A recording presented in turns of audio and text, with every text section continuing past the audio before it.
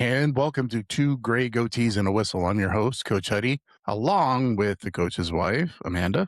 Hello. And we are talking soccer, or like it's in other countries, football or football. Yeah. But here, United States, we say soccer. Let's start out real honest. We're very amateur. We're amateur when we come to soccer, but there's reason why we're talking about it this week. We just had an opportunity to see a soccer game over in Boise and watch AC Boise. So I'm sporting a hat, sporting the team on my head. Anyways, we are going to talk about Boise's league, which is the USL, and we're going to compare it to the MLS, which is the major soccer that kind of everybody knows. It's the ones that compete in the Cup Series and well, they all do cups, but these guys are the one that they're going to people that mostly know. If you're the casual fan, you're going to know MLS. They're the ones that make the big draw, and they're the big cities. So we're going to kind of compare the difference of these, kind of do a deep dive in the structure of American soccer and why fans, investors, communities are debating whether Major League Soccer or United Soccer League offer a better long-term future for soccer in the United States. Okay. And we know soccer is huge outside the United States. In the United States, not so much. I mean, the United States, I think, is growing and it's getting a little bit bigger. But overall, but compared to the history and the importance of it and the draw of it and the culture of it, it's not anywhere near close. No, if you look at, over in Europe and in South America and stuff like that, even, North Mexico, soccer is a huge deal. But, we're here to get educated about sports. Let's learn about it. So we're going to talk about the United States and American hockey. Holy crap. American soccer. What are we talking about? I don't know. Soccer or hockey playoffs are going on right now too. So I got right. my brain. What's the actual differences between the MLS and the USL? So we've got Major League Soccer. Then you have the USL, which is broken down into different leagues. So you have USL Championship, which is the top tier, US League One, which is below that, the one that Boise's in. Then you have USL League Two. There's a MLS Next Pro, and there's other independent clubs out there, farm systems types of things set up. There's rumors of promotion and relegation, and I've actually talked to somebody in USL that has kind of talked about how might be something coming down the turn, at least for the USL. And then obviously, we're going to talk a little bit about Boise and our experience with that. First of all, let's talk about Major League Soccer. If we were going to compare this to be like your Division I soccer league, it was founded in 1996. It's the United States and Canada. I know Toronto has a team up there too, so they're kind of part of the MLS. 1996, US hosted, after hosting the 1994 World Cup, Major League Soccer was designed to survive financially after early American leagues failed. So this MLS, Major League Soccer, started in the United States. It included major cities like LA, Seattle, Miami, Atlanta, and the MLS has grown massively in popularity, specifically because some of these clubs are in soccer-style stadiums. They're getting better TV deals. They're pulling in international stars. I remember when Beckham, toward the end of his career, it was a big deal when he came over and played in the MLS. We got Messi over here now, who I think is probably one of the best of all time that's played the game. He's playing in Miami. And then you have the expansion into American markets in these bigger cities. So how MLS operates is it is a single entity business model. The league technically owns the player's contract. It's not the individual clubs. Okay, so is that why they can trade him? Or they can borrow him and not trading, but okay, we have this player right now, so we're not going to be using him for these games. And then another team can come and be like, hey, I don't know exactly the whole sense of that. I just know that, because I know that's a thing. It's a thing. Yeah. We've seen it in Europe, our education from Ted Lasso, how players get, borrowed or whatever on loan is what it is basically. Yeah. And they get to play. But I wonder if that's why that can work like that. Maybe. I'm not 100% sure on the how undetailed or how they move players around and stuff like that. So the league is technically owns the player's contract. The teams operates more like a franchise partners. Revenue sharing exists across the league. MLS controls many business decisions centrally. So a lot of these teams I wonder don't if have. That's how. I mean, I wonder if, because like, okay, like let's compare it to American football. How you always seem to have the top 4 teams every stinking year. And there's always those teams that you're like, Cowboys, for example, or the Jaguars or whoever, that maybe at one point were relevant and they can't seem to ever get back to that point. I wonder if they're like that because they're controlled by individual teams versus a franchise like that. Man, I don't know, because with the NFL, obviously ownership, how well you do, how much money you have depends on how well you do. and a lot of times the decisions that happen on the football side determining how you put general managers and coaches together, it goes usually from the top down per individual team, right? But per individual team, owned by one. It's not owned by the NFL. No. It's not, NFL is just there kind of as a regulatory, hey, they do the rules. They're like a board. There's a salary cap. You got to stay within a certain amount of money, and that's to keep this competitive balance. So but small you see market. What I'm saying? No, I see what you're saying. I'm not 100% sure. Let me just go through the rest of this, and maybe it'll answer some of your questions, because like I said, this is all new to me, so I'm just kind of reading what I was able to pull up. So we talked about how the league technically owns the players' contracts. Team operate more like a franchise partners, revenue sharing. MLS controls many of the business decisions centrally. This is very different from traditional world soccer. Supporters say the system prevents financial collapse. It helps MLS survive early struggles. So having this model at the beginning, it really kept the league from folding. Right. Because those first, I would even be willing to say first 15 years of a new program like that they're probably pretty dark days. It's like owning your own business, and that first 7 years, every other day you're like, well, this is it. Right. It's been a good run. Because every town has more support. It seems like from players, there's more of a fan base in some of these towns. I think, and I wonder how much of this has to do with the fact that it has gotten so damn expensive to go watch a pro game. And other sports? And even baseball is about 4 times what it was 15 years ago. Yeah. And baseball's still not that bad. Because you got more games. Because you have more games. Yeah. But I wonder how much of it has to do with that. It's just people want to believe in something. They want to be a part of something. And you are driving out your fans with your ticket prices. Yeah, and that's a whole other conversation. We can get into that. No, because that's a different rage I could get into, because But I wonder though if that's why people are so quick to be like, let's bring in this. We're going to have the same athletic abilities and talents. And it's a different sport, but who cares? Yeah. I can still go out there and cheer and, drink with my buddies and go home and talk about it and be a part of something. And that very physically be a part of something, not just watch it on TV. Just watch it on TV.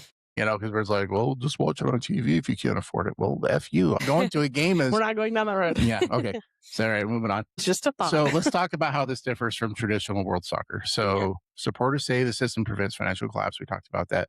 Keeps spending under control, creates more parity between clubs. And it, like I said, it helped MLS survive early struggles. Critics say it limits club individuality, restricts ambitions, feels too Americanized, operates more like the NFL than that's what America does. It's Americanized. Yeah, it's America.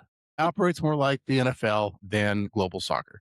So that's the critics say versus how it supports. Now let's talk about the USL and what the USL provides. So this is a United Soccer League. It's an umbrella system that contains multiple leagues. That includes your USL Championship, which if we were to look at MLS, all this other stuff, this might be Division 2. So this would be the right below that, apparently. If you're looking at professionalism and where people, and they're all pros, but I get what you're saying. So you have the USL Championship, your Division 2, USL League 1, which Boise's a part of.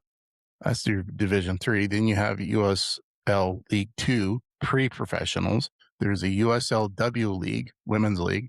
And then you have the youth academy systems. The USL has expanded aggressively into smaller and mid-sized cities. Instead of focusing on huge markets, the USL has targeted towns like Boise, Spokane, Madison, Greenville, Chattanooga, Omaha. You take away that competitiveness of that pro team. Pro team's not the best word for it, but that top tier MSL team. You're competing against them if you're in the same city for an audience. And for an audience, yes, totally. And people are like, well, I could go watch this game or I could go watch this game. Well, I'm going to go watch this game because this is who everybody knows about at the moment. Or, as you said, Messi or Beckham or somebody plays for that team. Yeah. Versus these guys who are in their own right just as athletic. They just don't have as big a contract. Right. Yeah. So this, and I want to get in more detail about the mid-sized cities because this is something I think doesn't get talked about in other sports, and we can talk about it here in a second. So let's talk about the big business differences between these clubs. Unlike the MLS, USL clubs are independently owned and operated.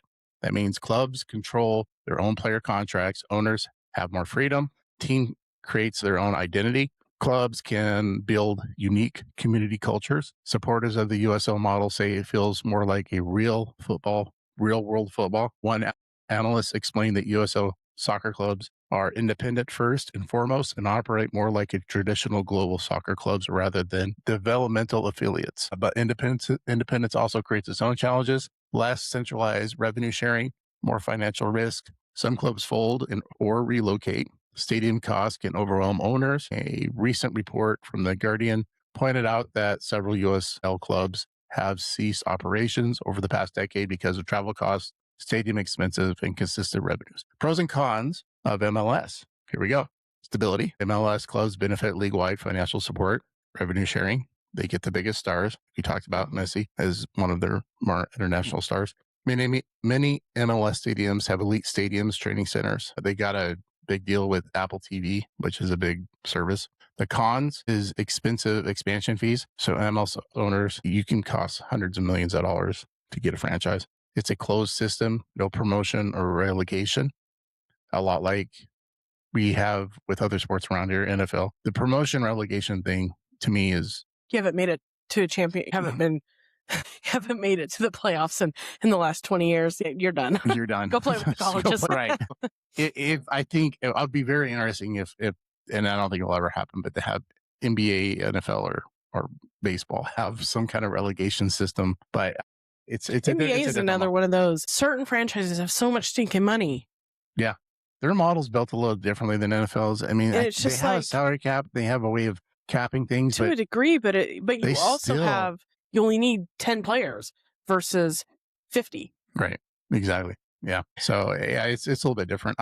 And it's a really long season. Yeah. So they can do things like, well, I'm just not going to play for these 5 games because I'm a little tired. So other cons for MLS is that some fans believe that the system feel manufactured instead of organically built. Development criticism. Some critics argue MLS prioritize business stability over soccer culture. It is a business. Don't kid yourself. Every pro sports team is a business. It is a business. Bottom line, if they're not making money, you're not going to exist. Right. Don't kid yourself. But I think what they're talking about is how you develop your players. Because, and we're going to talk about USL. It's still a business. It's still a business. But you're paying for specific trainers. You're paying for specific equipment. Yes. And if you're not giving what they're paying for and what they're putting into you, you're gone. It is a business. But you're looking at this the wrong way. How am I looking at this the wrong way? Okay, so what we're saying is that this whole, it's a business. Yeah, it's a business, but you have to understand your business is investment into your players, not to the corporations and stuff. That's what they're saying is that think of Major League Baseball. You have a farm system, right? To develop your players, to bring them up, so forth, right? Still are paying the money, but when you draft that kid, that 18, 19-year-old that has a rocket arm for baseball, you're going to pay them these millions of dollars, but yet you're going to put them through a system to get up there. So, you know what I'm saying? So, but I don't understand how that's not a business. It's a business, but it's when you're looking at the dollar signs of what they're saying and then building the culture, like in other countries, if we're looking over in Europe and stuff like that, how they build their systems, they build their youth systems. It is very structured. The coaches have to go through specific training as certain certificates to coach their clubs. So it's like that varsity coach in a school district who's had in his 60-year career has had 40 titles. Well, that's because he invested into this community. In elementary and the middle school coaches, and they're all running the same damn program. Yeah, and so it's the same thing with these clubs over in Europe. Yeah. They have a system built in and stuff like that. Okay. So that's why they find success. Where over here in the United States, the way That's some because, of our and crimes is don't a get me lot wrong, different. I don't want to go live in any other country. Don't get me wrong. And I'm not unpatriotic. But that's because we seem to think that we are entitled to everything. We don't have to earn a damn thing. Yeah, I'm not going to argue that. So, just saying. Well, if we throw enough money at it, we're going to be the best. We're going to be the best. And if you spend $2,000 in this, to come join our club team, our travel team, we're guaranteeing you that you're going to pay even more money to come watch our kid play. Yep. And that's a whole other topic we'll get into in the next couple of weeks. So let's look at the pros and cons of USL. So here are the pros for USL soccer. Clubs feel more independently connected to their communities. I like that. And we can vouch for that. I'm a big fan of that. And we've talked about that numerous times. There has to be ownership. There has to be ownership in your fans. There has to be ownership in your community. There has to be ownership in your players. There has to be ownership in your coaches and your managers. Yeah. There has to be that ownership. That is how you keep people coming back. Yep. Lower cost entry costs. So cities can realistically launch clubs without that MSL level of money. Independent ownership. Owners have the freedom to build clubs their own way. Grassroots atmosphere. Many supporters believe USL environments feel more authentic and intimate. The cons to USL: financial instability. And not every club survives. Smaller media exposure, lower television reach, sponsorship money, player salary gaps. Top talent often leaves for MLS or overseas. Uneven facilities. Some clubs pay excellent soccer stadiums, while others are in converted baseball parks and temporary venues. Now, for us, we'll talk about it here in a second, but I do want to talk about our experience and what we're seeing, or at least what I'm seeing and what you're seeing with just our local club. How the MSL and USL games work. So this is going to break down how they do their leagues and everything like that. So MSL uses an East versus West conference. You have a regular season standings, playoff system, play for their cup championship. Leagues also include, they play teams in Mexico, the Mexican Professional League, Supporters Shield for the best regular season record. USL format is regular season. You have conferences or divisions. They have a playoff system, but the culture feels different because the smaller market clubs often become major community identity. Some USL crowds are surprisingly intense. We'll talk about ours in a little bit later, but you have Sacramento Republic, Louisville City, New Mexico United, Omaha, Charleston Battery. Have a very solid crowd following. USL has an in-season tournament, which we'll talk about here. It's one of the more unique developments in American soccer. They used to call it the Jägermeister Cup. It's been branded into the USL Cup. This tournament allows clubs from the Championship League and League One to play each other. So it means lower division clubs get to challenge the higher level clubs directly. The tournament includes a regional group play, cross-division matchups, knockout rounds, penalty shootouts if a tie after regulation. Unlike league matches, tournaments, games cannot end in draws. There's a point system, 3 points for the win, 2 points in a penalty shootout win, and you get 1 point in the penalty shootout loss. So if you end up in a tie, you get a point. You get a point. At least you get a point in the shootout if you end up losing the shootout. El Paso Locomotives, many fans in this tournament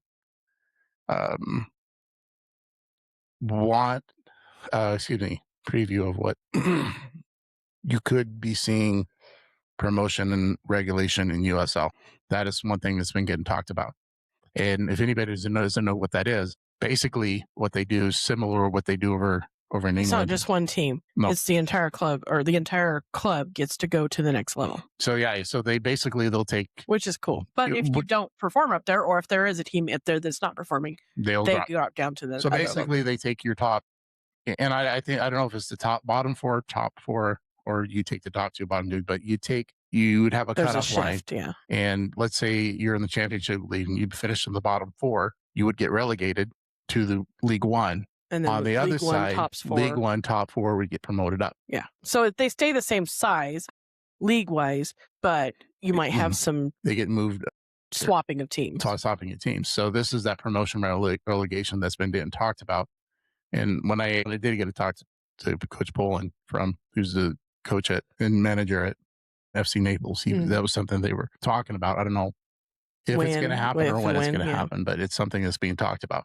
So let's move into the athletic club, Boise, AC Boise. So this club started this year. They basically put their stadium in the old racetrack, horse racetrack. Yeah. And then they converted it. They're at the fairgrounds. Yeah. They took that piece of property and started converting it.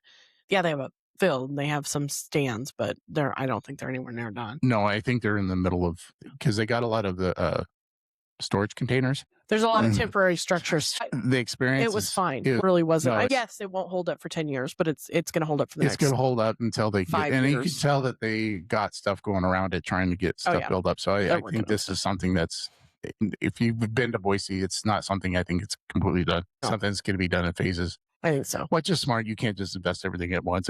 But they got their team up, and they got the fan base. They do. Per capita, the Boise area, Treasure Valley per capita has one of the most active soccer teams, like youth teams. How many home games have they had so far? I'd have to look. You're asking me. I think they've had 4 or 5, but they're undefeated so far at home. No, I know. Every time we've looked at getting tickets, they're sold out. And I think it's around 7,600 people. Yeah, that can go.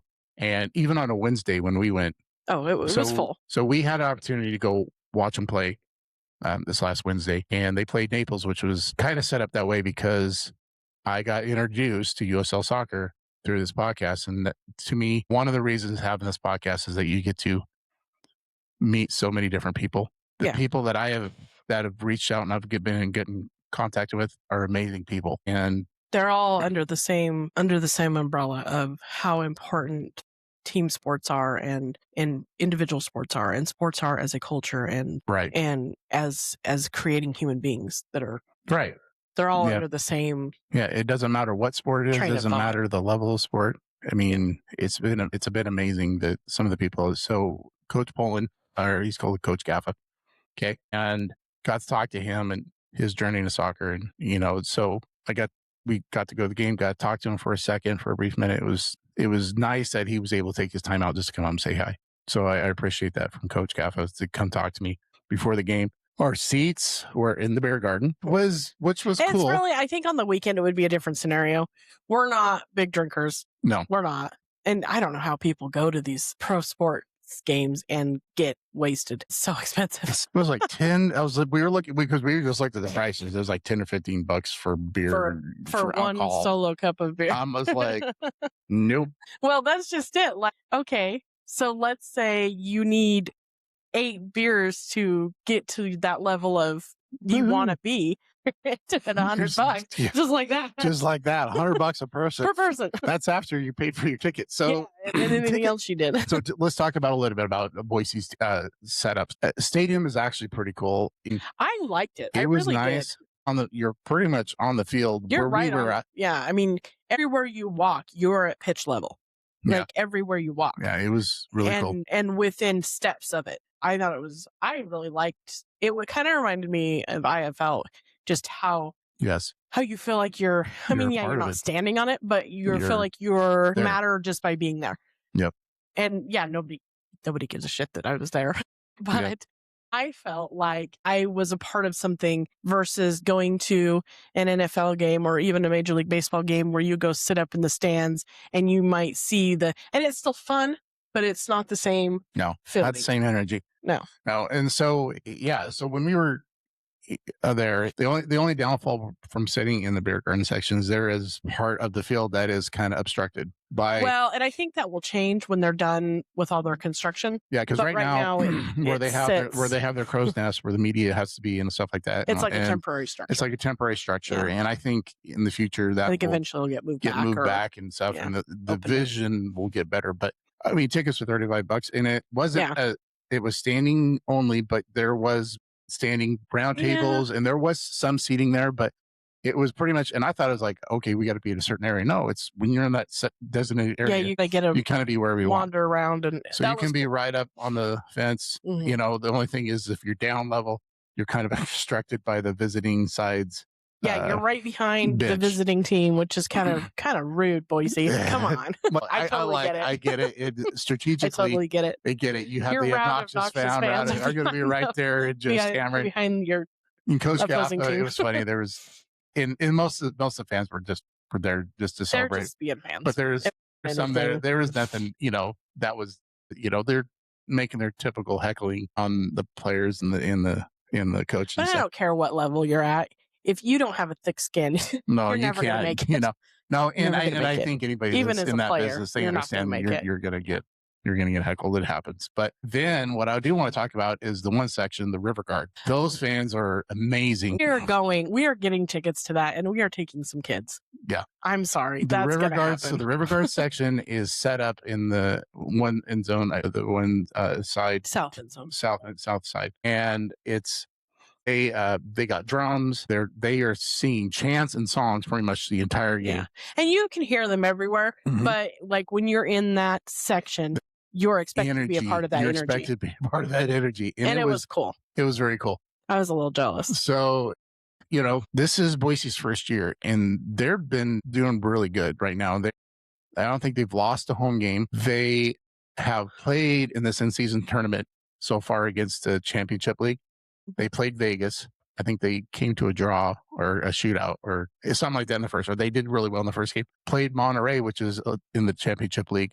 This was yesterday in Boise, beat them 4-3 after being down. I was watching the highlights. I was like, holy crap. That's cool. So they got some good players. They do. And yes, they all have good players. I mean, I know that's kind of a stupid thing to say, but I can honestly say, for as little as I know about soccer, and our daughter played it. We've watched it here and there, but their level of passing compared to the other team that they played, compared to Naples when we were watching them on Wednesday, I wish I had a number of passes to passes. Oh, their percentage, and they because do. I feel like they do keep Boise, those stats. I feel like Boise was much more patient and had a lot more passing just in the backfield, just moving the ball. I do think that Naples in that game, Boise did a better job moving the ball around and had a little bit more control. And they do keep, and it could just be the game. It could just be whatever. That's one thing I noticed. Yeah. But even just watching the guys in warm-ups, because we were on the Naples side watching them warm up, just how much control these guys have. Oh, it's crazy cool. It's pretty cool. And it's hard. When you compare that to when you're watching your high school kids and they're still hitting the ball and they don't have that sense of control No, they're just hoping that somebody gets there before somebody else. Yeah. So it was really cool. The watching it and the confidence level without arrogance was really cool to see. Yeah. So it was a lot of fun. So let's talk about Boise in itself. So one thing's really unique about the USL is that they have a shield, and that shield has representation of their community. So if we are looking at Boise's shield, if you can see on my hat, looks like a little lightning bolt, but it's not. It's the Falcon. That represents their team. Bass culture. You'll notice there is a part of their shield has kind of Idaho the bass flag. in general seems to have a really high bass. We do. Population. Bass population in the Boise area it's huge. Bass heritage huge. In fact, when we were there, they just released a new goalie kit that was the bass colors. Their flag color. It was really pretty. So we'll talk a little more about the shop here in a second. But bass culture have a little star on side to represent the Star Garnet for the Idaho gem. We are the gem state. They talk about it's the Treasure Valley and the mountains, and all of that's represented in their shield. And every club has their own shield that represents their community, which I think is kind of cool when they're doing that. So the club itself, huge supporter, season ticket deposit records before they even played match. They broke USL League One record. They got people bought season tickets right away. You've got a community that's bought into it. Yep. And that's going to be what makes you successful. Yeah. Ownership group is a former U.S. men's national team goalie, Casey Keller, joined the ownership group in 2025. Strong attendance. The attendance number is reportedly exceeding 7,000 fans in their inaugural season. Boise soccer growth. Treasure Valley is quietly becoming a strong soccer region. Youth participants continue growing. Boise State's discussion around soccer continues, and it's a mid-sized market. It's perfect. Yes. And it's growing. Boise's growing fast. It is, but it still has where that I want to talk about town mentality. Yeah. And this is one thing I would want to talk about marketing for teams. And I think if I look at let's look at football, American football, we have the NFL. NFL is going to be the top dog, but there's always been these other spring leagues that have popped up. One thing that I think that why these leagues have failed a lot of times is they try to put these teams where professional teams are. Yeah, you can't. You can't compete against that. It's hard, and it's not saying that some places don't work out because it's in a different time of the year. It's in the spring, so you're not competing with the fall. Again, there is opportunity in mid-sized towns where you can build these successes with this league. And the way that the UFL, the United Football League, is now, and it's that combination of the XFL and the USFL. And what they are doing is they are trying to put teams in markets that don't have a professional football team. Makes perfect sense to me. Louisville is one place. San Antonio, I think San Antonio says, I know they've done some rearranging on some of the teams, but Birmingham and some of these towns that don't have professional teams, football teams, but yet these are towns that are football towns. Yes. And I think Oklahoma City is getting a team next year. I know there's been rumors to put one in Boise. Oh, I would love that. It'd be really nice if they did. Really cool. To me, that's where your market. Look at places like Salt Lake. Look at places that these smaller towns that have a good population, a decent population, and they do have fans. It's going to fill a mid-sized stadium. And these towns really support their teams. Yes. Salt Lake, when the hockey team came there, they got a good support system there. Yes. They have the right ownership and everything else. They got us professional. They have an MLS soccer team in Salt Lake. They got, now they got hockey. They have basketball. But some of these towns, Boise, with the teams that sports teams they do have, they get a good draw. Go into a Steelhead game, go watch hockey there, man. They got some solid fans that are there, and they do a really good job. And it's generally close to sold out. Yeah. It's a full stadium every time they've ever gone. Yeah. And they do a good job of putting out a good product too. And I know that comes with it too. You got to have. Yeah, you can't be mediocre or not. Yeah. Yeah. But you have to have something going on for you. But Boise has a lot of pride in their sports, where Boise State football, that's the closest thing to get to professional Boise football. Also, for the size of town it is, and coming from a community that had some diversity in it, and then moving to a community that had no diversity, Boise has good diversity, and they seem to take ownership in that, and I think it helps them. Yeah, totally. Yep. So let's talk, close this out about the comparing contrasts of the two leagues. So both these leagues are helping soccer grow in a different way. MLS gives America stability, big stars, national exposure. USL gives America local culture, independent clubs, smaller market opportunities, grassroots energy. So places like Boise, they don't need to have an MLS team. They'll be completely fine with what they have. And that's fine with their market size. And I don't know, being so close to Salt Lake and being so close to Seattle, I don't know if a major league soccer team would survive there. It's hard to say because, you got Portland and Seattle both have MLS teams. Well, yeah. But they're pretty close. Salt Lake and you're right. There's a lot in the Pacific Northwest. Yeah, you did probably dilute it a little bit. Yeah. Okay, next segment is going to be you quizzing me. Is that what we're doing? Okay, what are we doing? What's the game? You're going down. That's the game. You called me twice. I did call you twice. Why?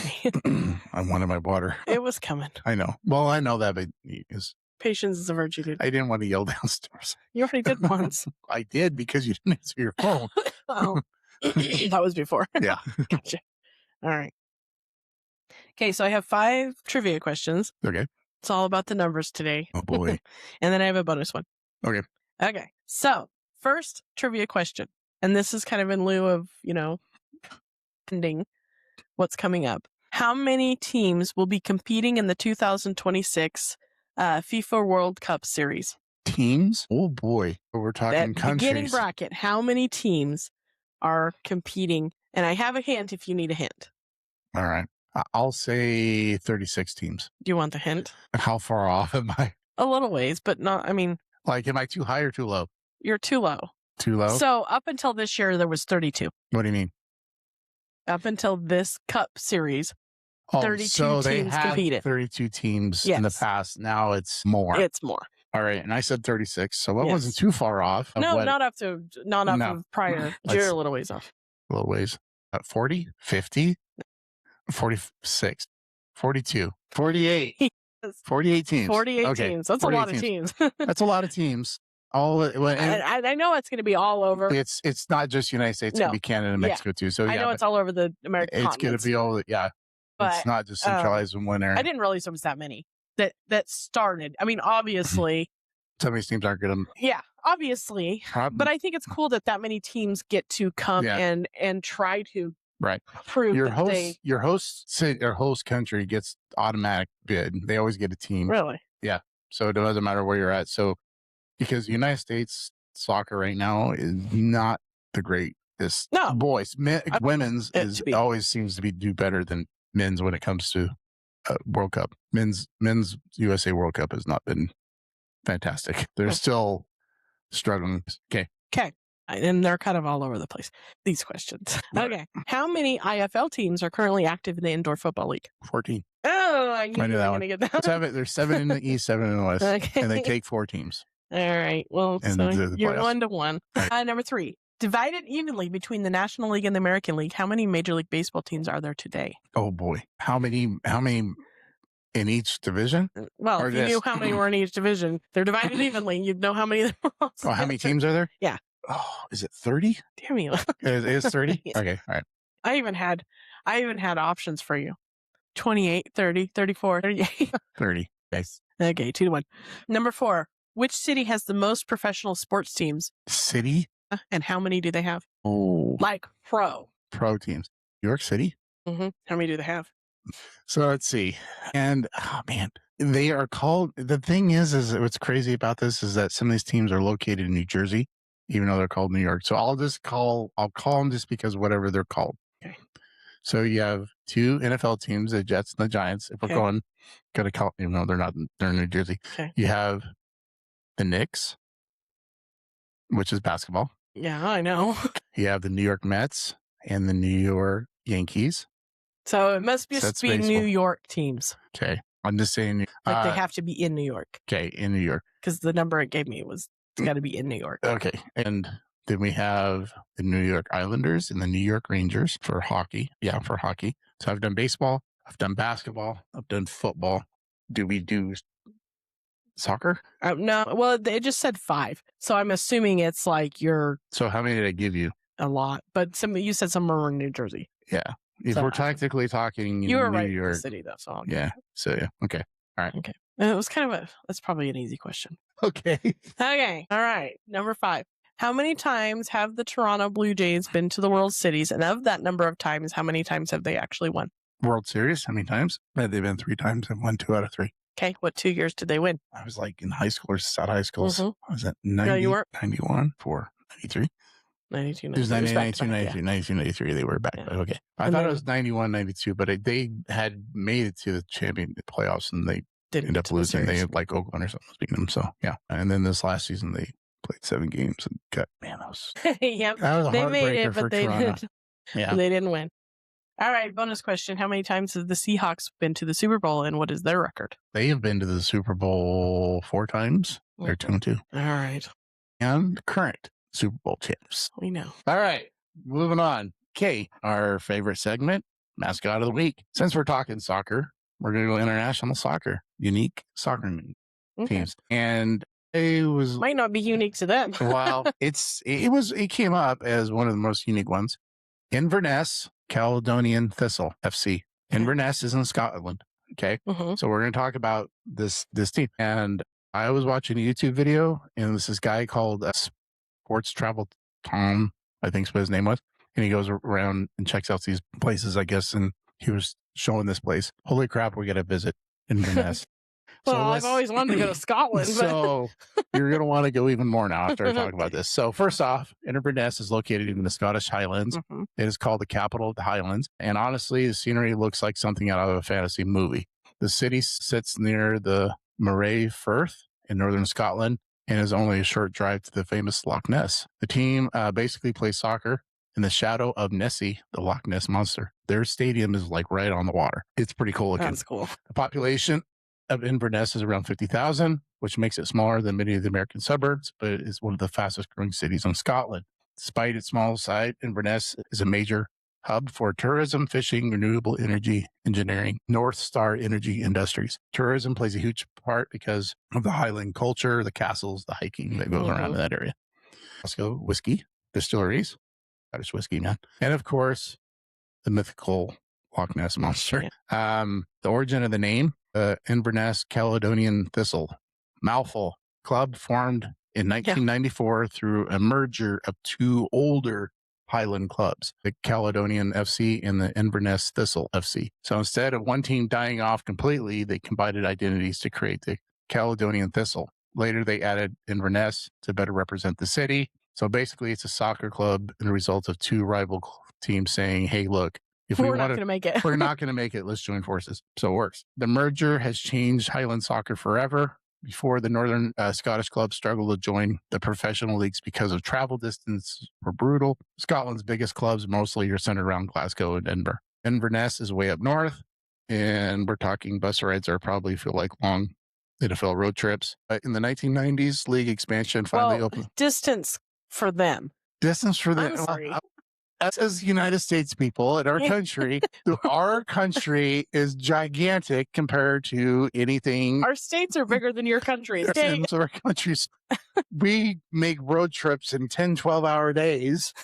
And get halfway there. Yeah, and then you go 10 and 12 hours, you might have jumped 2 countries. So very different. I'm sure, though, as a team ready to go play, you don't want to be on a bus for 8 hours.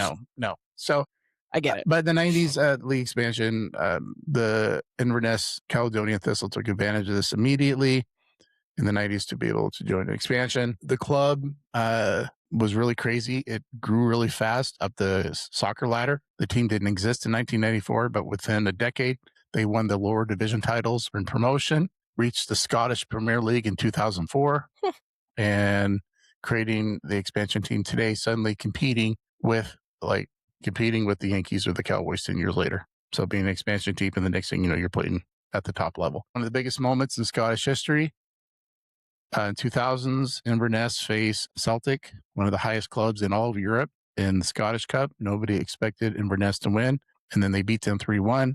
The upset sent shock throughout the country, but most people remember but what people remember most is the newspaper headline afterward. Ready for this? Super Cali go ballistic. Celtics are atrocious. So what? So instead of supercalifragilistic, I got it. We got Super Cali go ballistic. Celtic are atrocious. That's awesome. That was the headline. The headline became legendary. People in Scotland still for making a word out of that. Yeah, it became so popular that it's still quoted by Scotland today, even after that 2000, so 26 before years they drink. Yeah. Or maybe I can't remember. Maybe after it'd be easier. I don't know. Scottish people, man, I'm pretty sure it doesn't come out like that. Nope. Don't ask me to speak Scottish accent. I can't do it very well. Another cool part of the team is their stadium. Caledonian Stadium sits right beside the water of Moray. Cool. It's considered one of the most scenic soccer stadiums of Scotland. I bet. They've got water, mountains, highland weather, and soccer. The club represents the Highlands. Fans see the team as more than just a sport organization. It represents Northern Scotland itself. Their biggest rival is Ross County FC. Their games are called the Highland Derby because both clubs are in Northern Scotland, and the rivalry means tons to the local fans. Now, despite all the success, the club has also faced financial struggle recently, entering in administration in 2024. The hit the community hard because the team means so much to the city, but Highland fans rallied around the club to keep it alive. And honestly, it's one of the coolest things about small clubs around the world. They aren't just businesses, they're community identity. So that's your mascot of the week. The Inverness Thistles. Yeah, they are. Yeah. Inverness Caledonian Thistle. One more thing I wanted to, and I forgot to talk about this in our Boise segment. When we went to the shop, you bought a t-shirt, I bought a hat. Okay. Right. All right. We spent $70, $70, yeah. To get a hat and a shirt. That's we saw, so there was the release of these new kits. So they had the goalie one, that was the basketball one, and then they had their new away kits. So 2 new types of kits, and you get fans in there. They want to buy jerseys, stuff like that. I get it. They're like $110 for these, for each, which is fine. Jersey kit, whatever you want to call it. That's pretty practical. That's pretty much what it's going to cost. There was this dude who had jerseys. I don't know. It was a lot, but it The doesn't really matter. The guy was throwing down about $800 to $1,000 on just jerseys, and I'm just he was committed. Oh my gosh, I was just sitting there going, "Wow, in this economy, good for you." I was like, it was amazing. All right, that's it for this week. I want to thank the coach's wife for being a part of this again, and I want to say that hey, go Boise. You know, hope the soccer season goes well for you. Thank you. Take care.